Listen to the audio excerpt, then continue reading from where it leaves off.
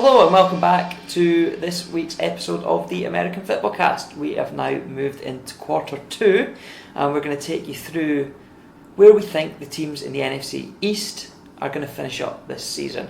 So we'll start at the bottom, and I think there's a clear split in this division. There's a top 2 and there's a bottom 2. The top 2 would be a bottom 2 in most other divisions, to be fair. I think that's a fair assessment. It's not a strong division at all. But do you know what? Are they going to get the most TV time out of all the divisions? Yes, because they do the same every year. Everyone loves the NFC East. Fox News sit there and send Aikman to every single game and have him prime time on a Saturday afternoon, and it makes me cry. Well, you've got the Giants, who are in the biggest media market, and you've got America's team, as they like to call them, the Dallas Cowboys. Which only people of Texas, and actually even only half of Texas, because the other half will root for the actual Texans, even care about them, and everyone else is like, they're not America's team, go away. Yeah. So who are we going to go with? Who do we think is going to be fourth then? Do you know what? I really, really want to put the Redskins in fourth, but I can't do it. You can't quite do it yet. I can't quite do it. Yeah, right. Okay. So it'll be the New York Giants are going to finish fourth in this division again, I think.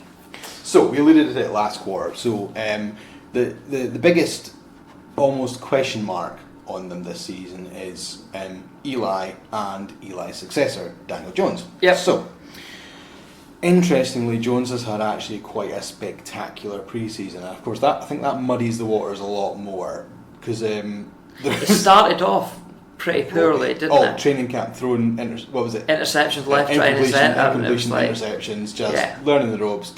No one believed in him from day one, other than the organisation. Everyone was like, he's way overdrafted. They shouldn't have gone on this guy. Should have gone on a million others, and that'll shake itself out in the next couple of seasons. We're okay with that.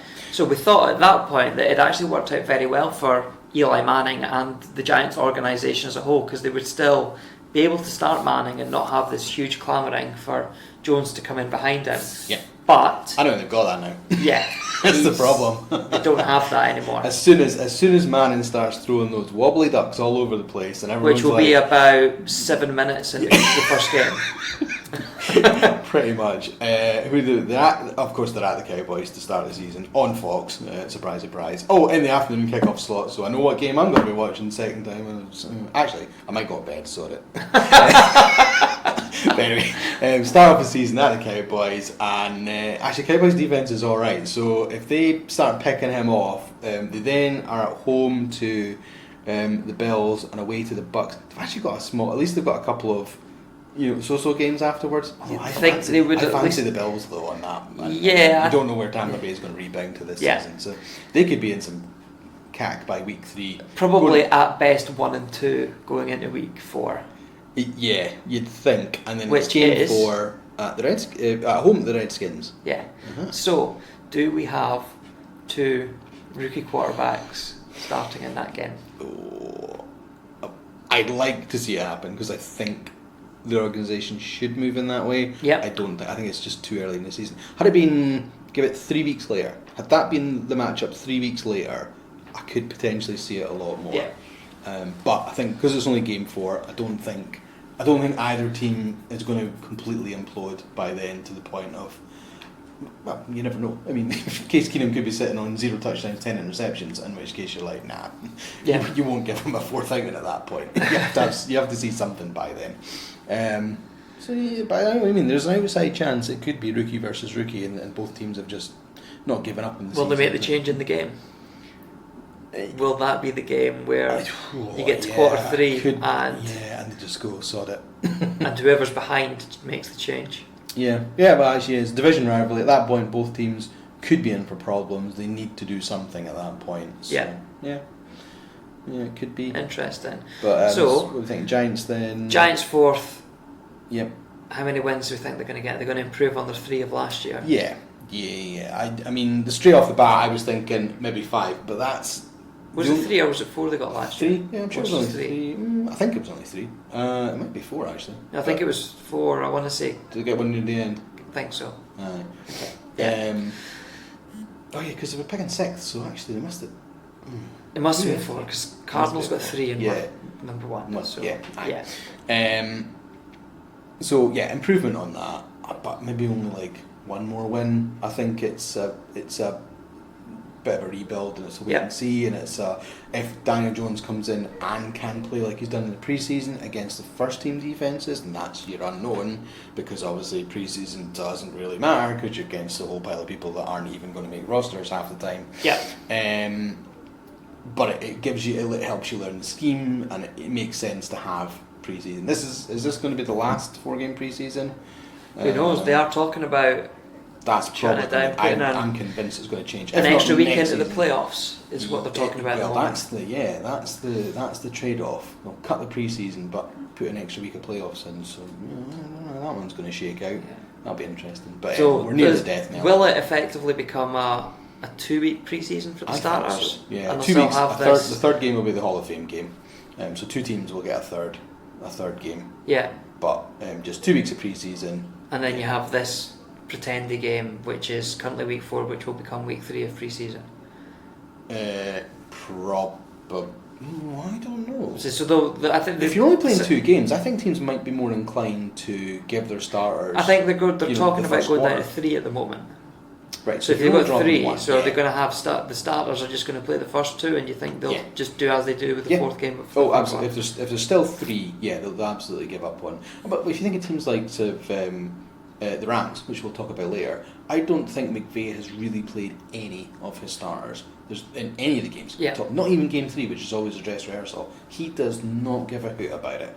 He just keeps all his top guys rested, gets them through training camp. These games are just to work out who's going to make that. Who's going to flesh out the roster? Who is in positions 35, 10, 53? Yeah. That's really it. Which just sounds awful to say, or to give the rookies the game time they'll need in order to help them for when week 1 actually starts. So, we digress a little bit, as we like to do. Yeah. So, that then puts the Redskins in third. Yeah. So, jumping back to what we were saying in quarter 1, obviously Trent Williams not reporting, and I say not likely to report at any point. Not even just any point soon. Serious issues with the medical department of the Washington Redskins. Who apparently failed to find a growth on his head. Now, I don't know what danger level this growth was, but I mean, it was all fixed and everything seems to be okay. But he was really annoyed that the team doctors never spotted that. Yeah. And he never got it fixed sooner.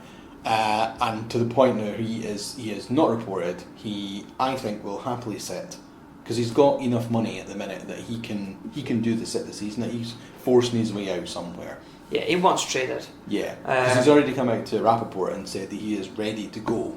So if there's no reason for him not, from a health point of view, not to report. It's just that he is refusing to go for the Redskins. Yep. He is ready to go for whoever trades for him. Yeah, and the Redskins are digging their heels and go, it doesn't matter, he's our guy, we're keeping him, it's all good. Quickly, let's get Donald Penn because we need to tackle. And wait for him to come back. I don't think he's coming back. I think he's done. Yeah, I think he's... The logical move is the trade to the Texans and switch for Jadeveon Clowney.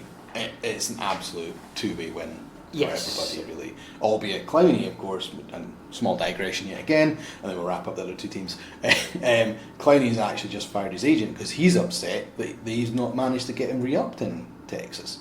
Even though he's gone to visit with Brian Flores in Miami, so there was some serious trade talk about somebody acquiring Clowney, and that could still happen because we've still got a week till the season starts, and it depends. It doesn't even have to start doesn't have to be done by the start of the season. True. Yeah. What is it? 4th of October or thereabouts? That's about the end of October. It should be about week 8. I think it's as late as that. It's about week 8 or something. Yeah, week 7, week 8. When the trade deadline officially comes in. So he's a bit annoyed. He could get traded, but then of course that then switch with the Texans kind of makes sense for everybody. Yeah, you're paying the players roughly the same when you get them traded, so it doesn't might be a problem with roster cap, and it improves an area you want an improvement in for both teams. Yep, it almost makes too much sense not to happen, really. But it is, the NFL's a crazy world, so these things don't always work out. Absolutely. So on to the top two. We'll just flip the coin, or do you think there is one more? No, do you know what? Let's throw it out. I think the Cowboys finish in second. So do I. Yeah. I don't think they quite. I think the Zeke issue that we talked about in quarter 1 is the biggest problem for them. Because yes, you can get solid production from another guy, and actually by all accounts, whoever it is, and I don't remember the guy's name, and that's what's terrible, has done all right in pre-season. Yep. And I think Gav talks about this a lot, it's the Dallas O-line is that good, you could chuck anybody behind it. Yeah. That's a little bit harsh on Zeke, because he is genuinely excellent. Yeah. Yeah, because he brought a lot of pass catching back Yes. into his game last season. He's definitely grown as a running back through the seasons he's got, but he's still got 2 years in his rookie deal. He's holding out too early. Yeah. If he just pitched up this season, played, he would have got a massive contract next off season anyway. Yes. The organisation's just like, yeah, you're doing it a year too early, and we've got other things we need to solve. Yeah. That's kind of the problem. So yeah, I think in comparison, I expect the Eagles to bounce back and do better than what the Cowboys will. Yes. The Whitney move's just a so-so one. Just not really sold by much of the roster movement, and I think they've got the problem. And not that I think Dak's going to have an issue with it, but there's obviously then the when are they re-upping Dak and what is he going to get thing that's going to. The longer that trails on, you hope he's a total pro and he just knuckles down and gets on with it, but at some point that's going to annoy him. Yes. And then if he's getting He's also asking for far too much money for the talent he has. yeah. If that starts to distract him, and you then don't have him 100% focused on what he needs to do, which even at a good level is game managed, Yeah. Albeit his win-loss record is surprisingly skewed in the win column. It's a bit ridiculous. And if that's what he's dangling in front of his agent and why he wants the 40 million a season, you get that on that level, but he's not the architect of all those wins. He is a product of everyone else around him. Yeah, how have they managed that just with their head coaching situation and quarterback situation? Well, Mr. Clappy. Yeah, I mean, I don't get it. Can I just say pure luck? Feels like it. Really feels like it at times. I don't know. The Amari Cooper trade was a bit of an absolute win. Absolute win, because he did not flash in Oakland what he did in the second half of last season when he went to the Cowboys. It's obviously just a case of right person, right system, and motivation, Yeah, definitely. And he has well established himself as certainly Dallas's wide receiver one, and kind of more like that true wide receiver one that he was always meant to be. Yeah.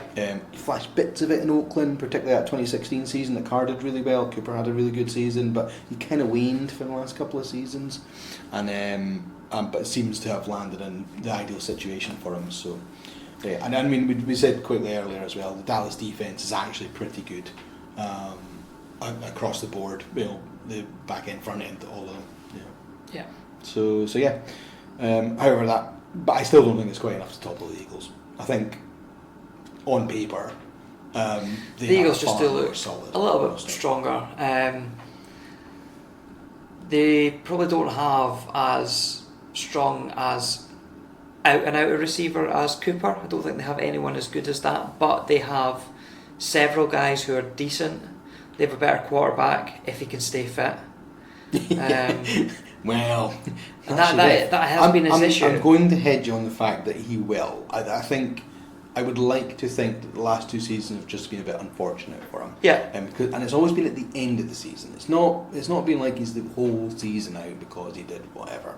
And was it a real injury last year as well? There was that speculation of, was it actually just there was a pretend injury there and they wanted Foles in for the playoffs? It was. Throw that out, go on.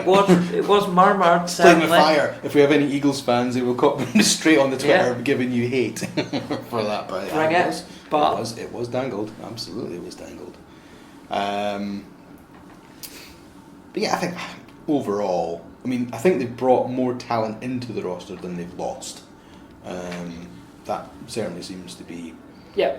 They've obviously drafted. I mean, the fact that they're in a situation that it's their first round pick, they draft Andre Dillard, who isn't even going to play this year. He is their sixth lineman. They're so far ahead of the curve. And needing to pick up things on roster, they jumped ahead of the Texans, who were clearly going to take him with pick 23, pick 22, and went, and we're just going to take him and stash him for this year. It's all good. Yeah, I'll just keep him for next year. Yeah, that's fine. So I suppose the question is Wentz. That's really kind of the sticking block. But I want to err more on the side of he's okay. He's going to be healthy. He's going to get through the whole season. He's going to be able to actually play playoffs because they win the division. They'll get a game anyway. Yep. Whether they get rolled by whoever it comes from, North or south? Actually, we'll come back We'll to see. that there. We'll see. who it's going to be that rolls into Philadelphia and gives them a game and a half on divisional weekend. Nope, not divisional weekend. Wild card. Yeah, get it right. Are they making divisionals? Probably not. If we call them NFC East for a reason, that's because they're one and done in the playoffs. Yep. Whoever comes out of this division. Okay, so Philadelphia, Dallas, Washington, and New York. That's how we see it in the NFC East. That brings us to the end of quarter 2. Join us again in quarter 3, where we will move from the NFC Least to the NFC Best, and we go to the West.